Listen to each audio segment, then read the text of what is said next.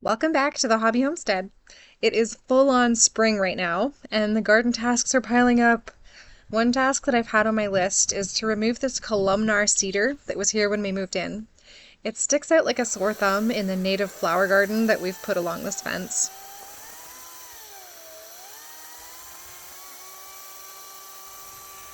I have a pile of logs, branches, and boughs that I keep at the back of the garden for wildlife to live in, and that's where most of this tree has to go. Unfortunately, that pile is at the top of a steep hill, and the stump is surprisingly heavy. So 3 days after filming this, the stump is still sitting partway up the hill on the green toboggan, waiting for another pair of adult hands to help me get it the rest of the way up. It seems that busy parents are just rarely available to work on the same project at the same time. Nevertheless, my 3-year-old son was a big help. I don't want to downplay that.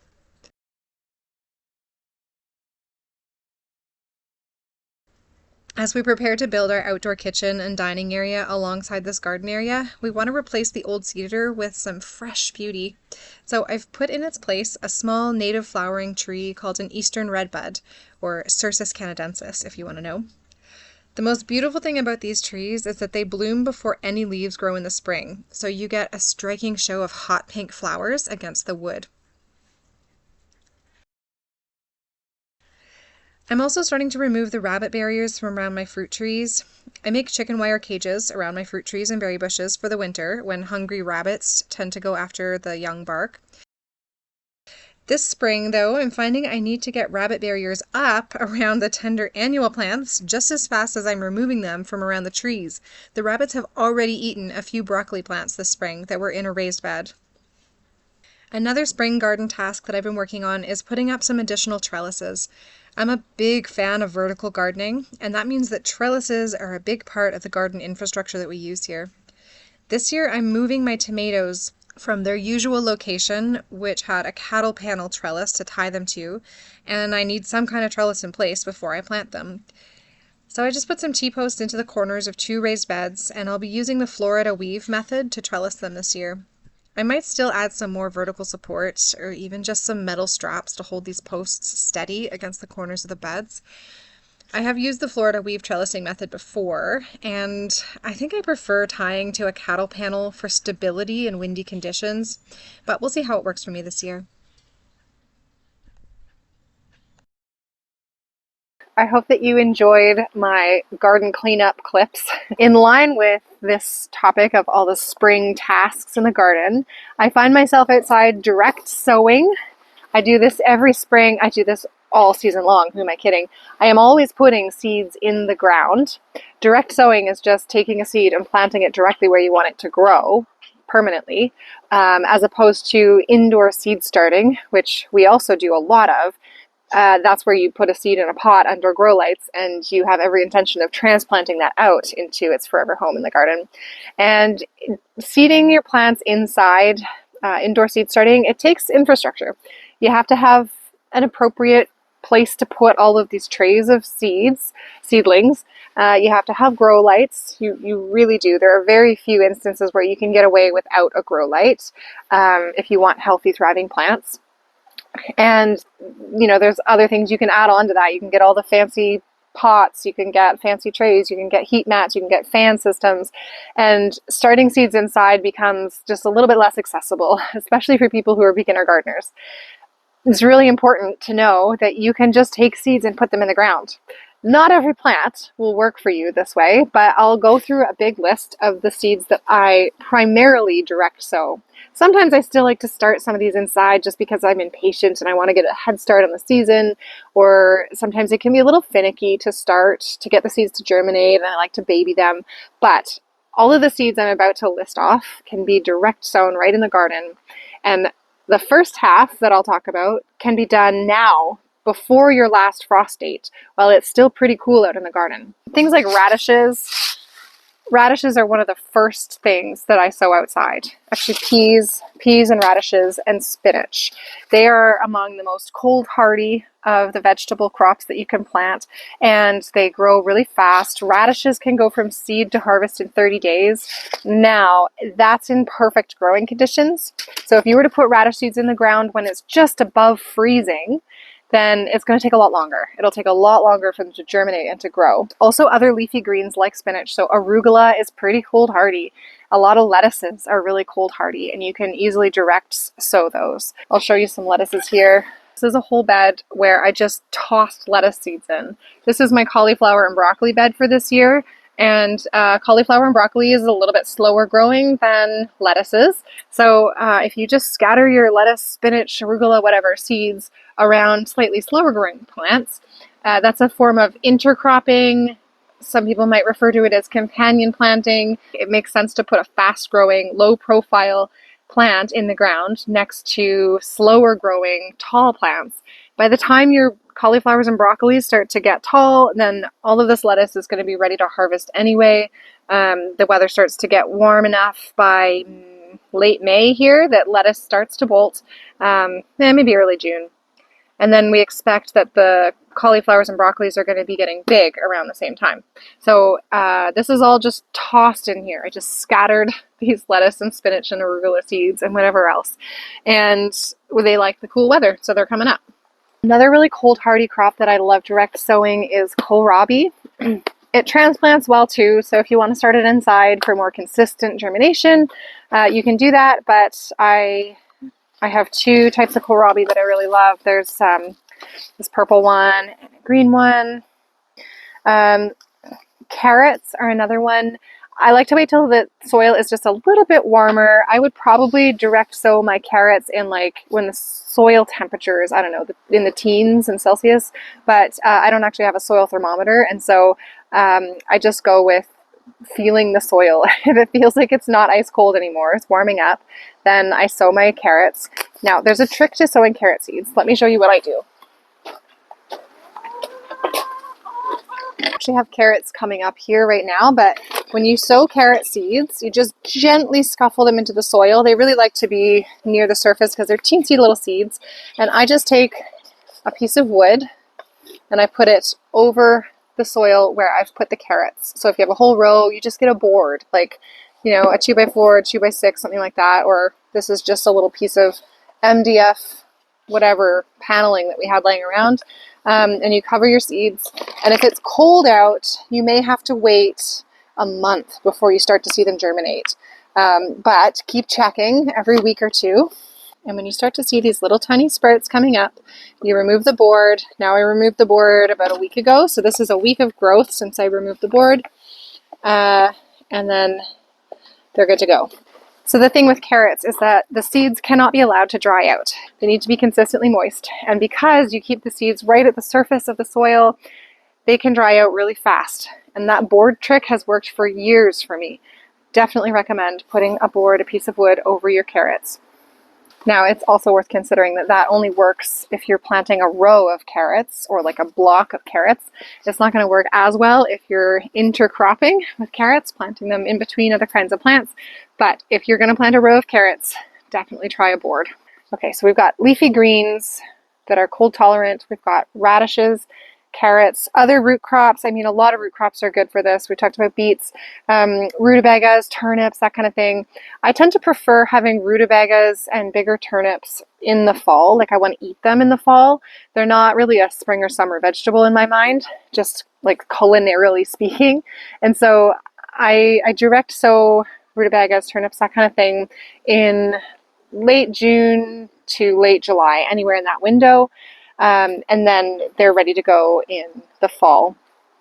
But you can definitely direct sow those in cool weather. So if you wanted to do those now, they would do fine. What else? So you'll see behind me my daffodils blooming, and there is some garden lore that if you wait until the daffodils bloom to plant your peas, you'll have great pea success. Or when the daffodils bloom, that's when you should plant your peas.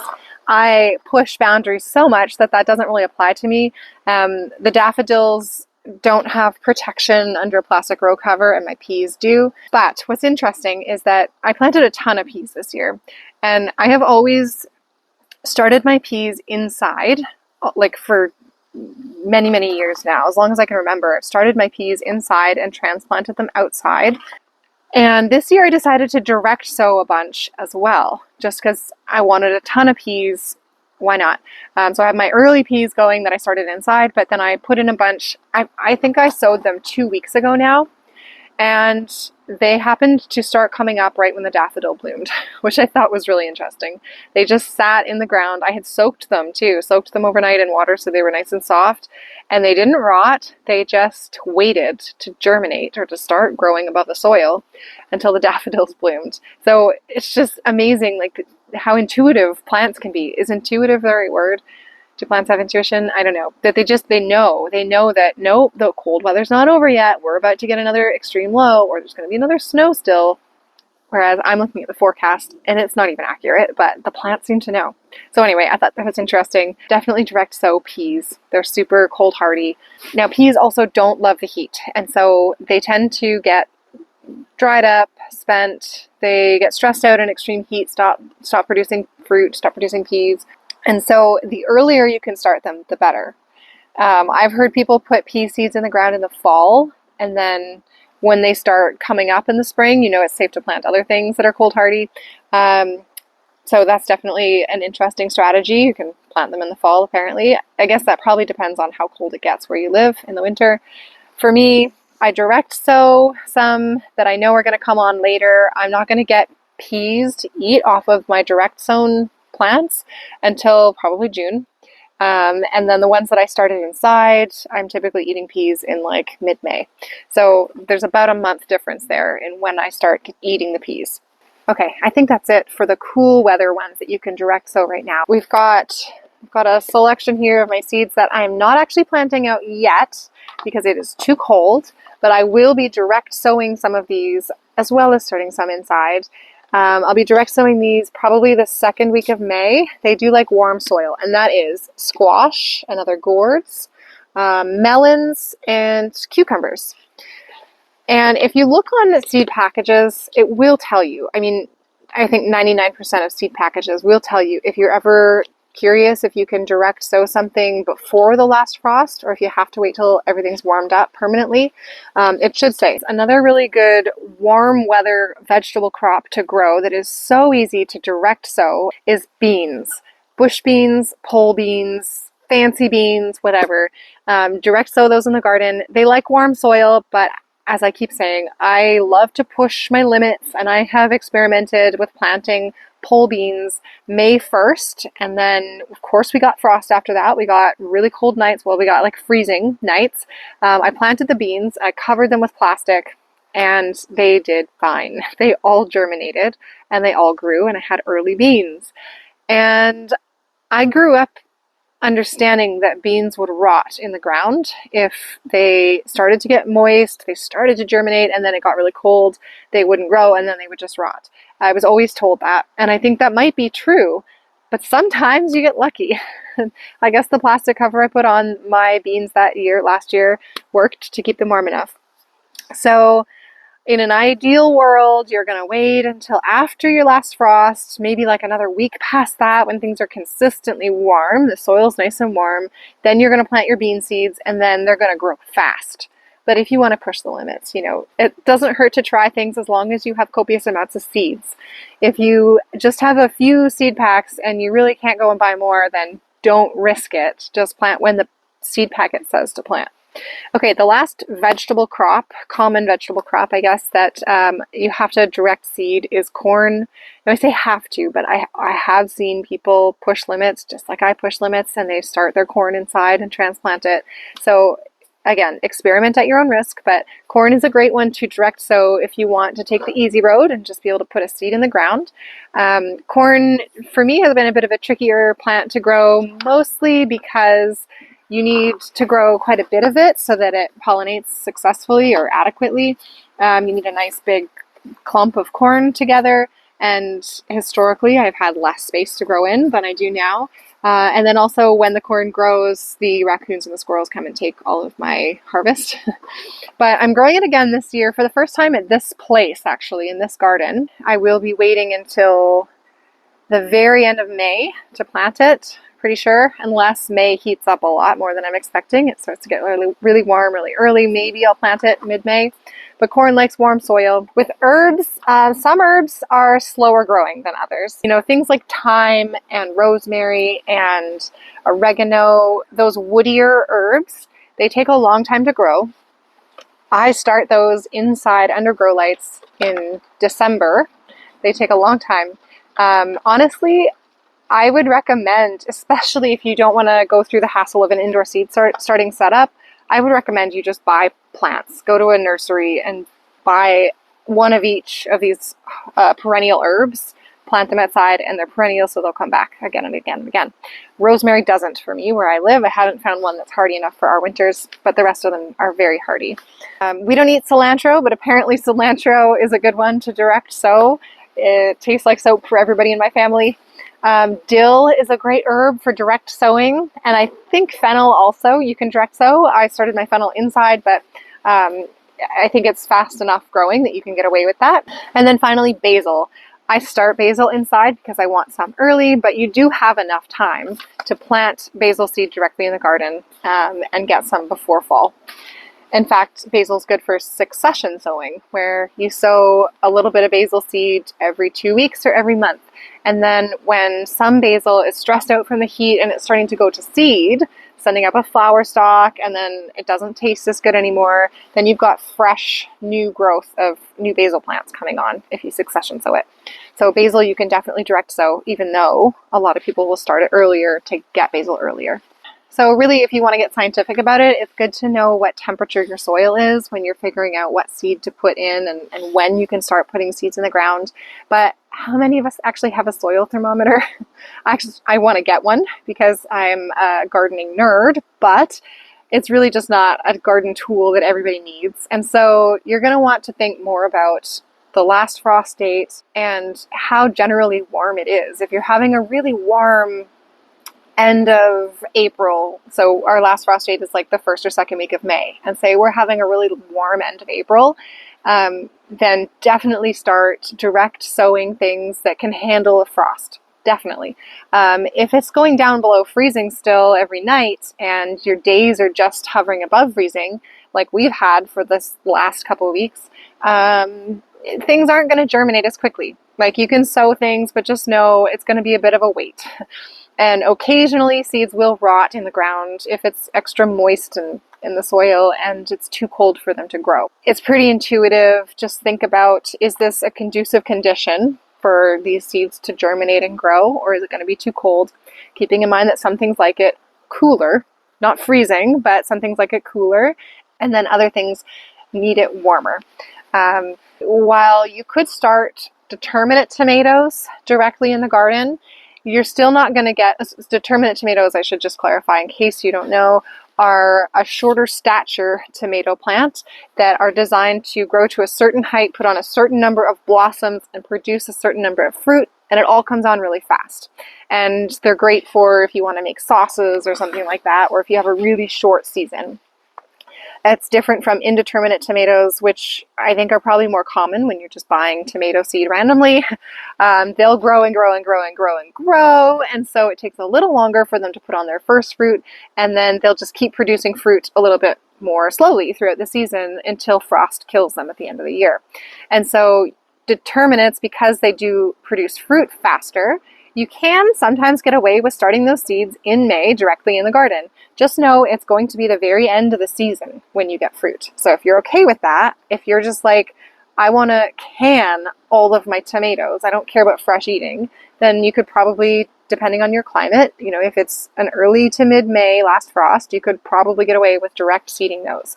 And oftentimes, direct seeded plants will catch up to the ones that were grown inside. Okay, that is definitely enough talking, and it's time for me to start direct sowing some more radishes.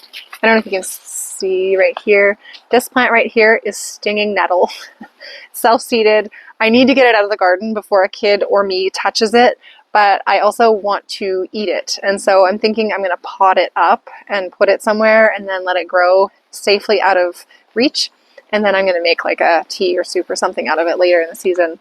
But I don't love that it's self-seeded right in my raised bed. I see some cress here. This self-seeded from last year. I like to grow a lot of radishes in the early spring, not only because they're a fun, one of the first things to come up to harvest and they're so fast, but because they make delicious pickles. Pickled radishes are amazing. Oh no! Well, okay, my seed packet just blew away and dumped radish seeds all over the place, so my nice straight row is meaningless now.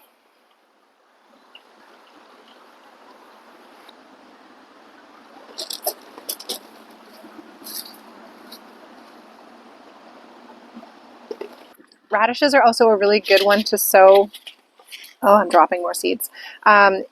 Temporarily, like in a garden space temporarily, because they grow so fast that if you've got warm season crops coming into a space later, and you can't really put anything in that space because, you know, in mid-May, your tomatoes are going there, or by like mid-June, the squash is going to start to get sizable. And so you can't put anything in there in April, even though it's kind of warm out. And you're like, what could I do in this garden while I wait for those warm season crops to go in? Radishes are a great one. Spinach, arugula, fast growing. And it says on seed packets how long things take to grow.